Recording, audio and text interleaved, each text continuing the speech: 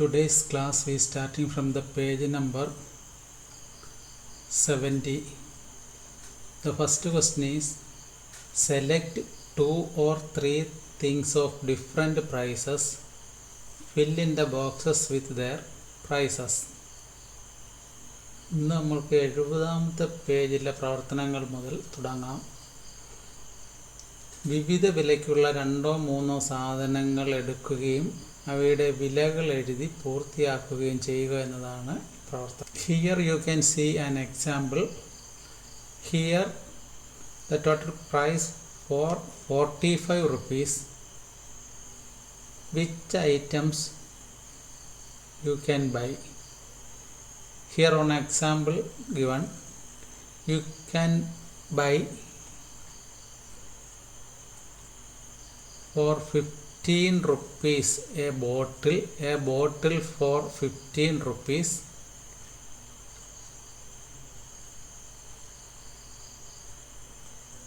Then a cup for 30 rupees. A cup for 30 rupees and a bottle for 15 rupees. The total price you gave 45 rupees. ഇവിടെ കാണിച്ചിരിക്കുന്ന ഉദാഹരണത്തിൽ നിന്ന് നിങ്ങൾക്ക് ഈ കണക്ക് എങ്ങനെയാണ് ചെയ്യുന്നതെന്ന് മനസ്സിലാകും. ഇവിടെ നോക്കൂ, ഓരോ സാധനങ്ങളുടെയും വില ഇവിടെ നൽകിയിട്ടുണ്ട്. ഇതിൽ നിന്നും 15 രൂപ വിലയുള്ള ഒരു കുപ്പിയും 30 രൂപ വിലയുള്ള ഒരു മഗ്ഗും അല്ലെങ്കിൽ ഒരു കപ്പും വാങ്ങിയാൽ 45 രൂപ ആകും. ഇതുപോലെ 45 രൂപയ്ക്ക് വാങ്ങാൻ കഴിയുന്ന മറ്റ് സാധനങ്ങൾ കണ്ടെത്തുകയാണ് ഇനി നിങ്ങൾ ചെയ്യേണ്ടത്. Here you find other 2 things you can buy for rupees 45.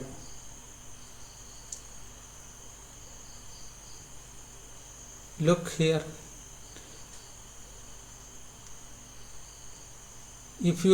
If you bought a plate for 25 rupees, if you buy a plate for 25 rupees,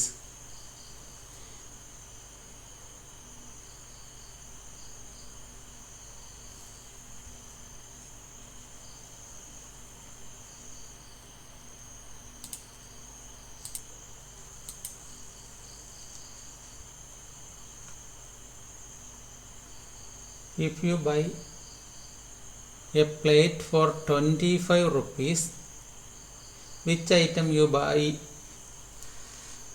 to buy it become total 45 rupees. You can buy a car for 20 rupees. Here you write 20 plus 25. 20 plus 25. You add that 20 plus 25 is equal to 45. ഇവിടെ 15 രൂപയുടെ കുപ്പിയും 30 രൂപയുടെ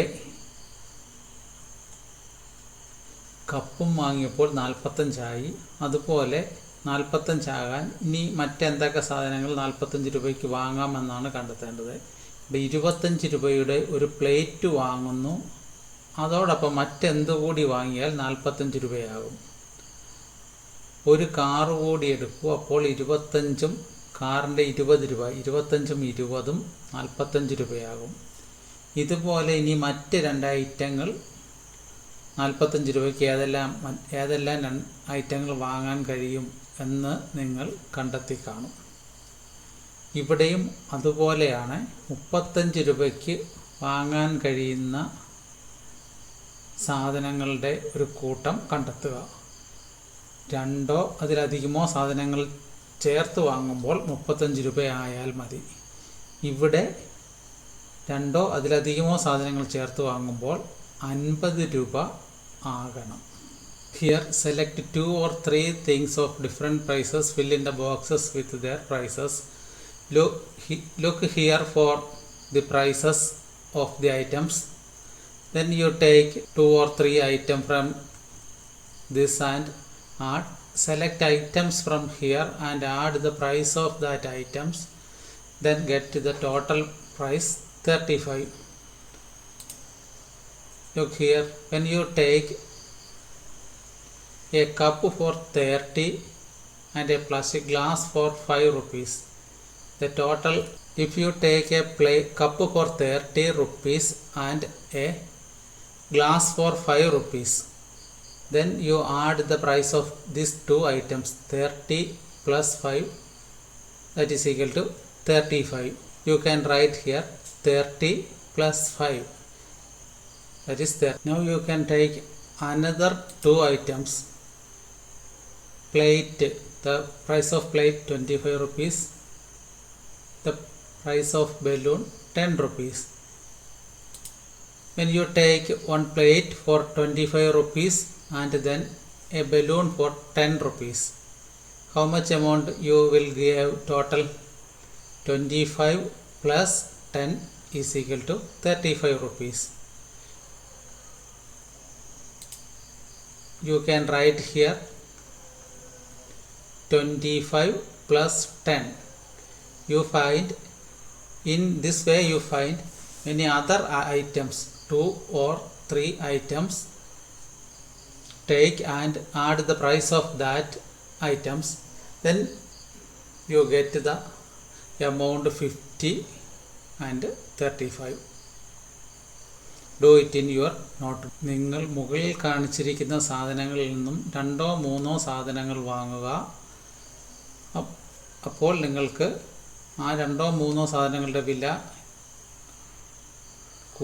കൂട്ടുമ്പോൾ 35 രൂപ കിട്ടുന്ന രീതിയിലും 50 രൂപ കിട്ടുന്ന രീതിയിലും വാങ്ങുക. ഇതിന് ഉദാഹരണമായി ഇവിടെ 30 രൂപയ്ക്ക് ഒരു കപ്പും 5 രൂപയുടെ ഗ്ലാസും വാങ്ങിയാൽ 30ഉം 5ഉം 35 രൂപയാകുന്നു.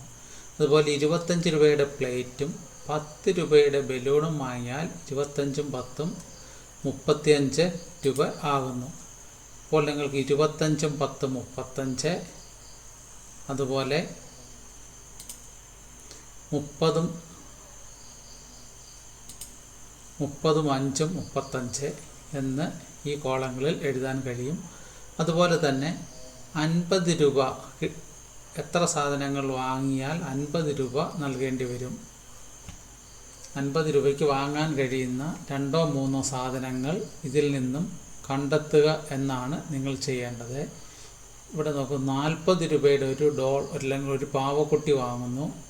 ഇനി 50 രൂപയാകാൻ ഏത് സാധനം കൂടി വാങ്ങിയാൽ മതി? 40നോട് എത്ര ചേർന്നാൽ 50 ആകുമെന്ന് നിങ്ങൾക്ക് അറിയാമായിരിക്കും. 40 അധികം 10. അപ്പോൾ നിങ്ങൾക്ക് ഇവിടെ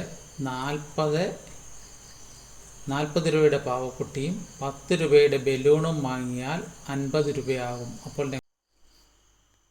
40 അധികം 10 എഴുതാൻ കഴിയും. ഇതുപോലെ 2 or 3 സാധനങ്ങൾ വാങ്ങുമ്പോൾ 50 രൂപ വരുന്ന ഏതെല്ലാം സാധനങ്ങളാണ് എന്ന് കണ്ടെത്തി അവയുടെ വില ഇവിടെ അധിക ചിഹ്നം ഉപയോഗിച്ച് എഴുതുക എന്നതാണ് ഈ പ്രവർത്തനം. Here we going to the next activity, that is children's sleep. If only I could get my hands on him. എന്താണ് ചിന്നൻ മുയൽ പറയുന്നത് ഇവിടെ? If only I could get my hands on him. അവനെ എൻ്റെ കയ്യിൽ കിട്ടിയിരുന്നെങ്കിൽ എന്നാണ് മുയൽ പറയുന്നത്. While we are making പൂക്കളം, Chindan would steal our vegetables. Come on, let us go to our garden.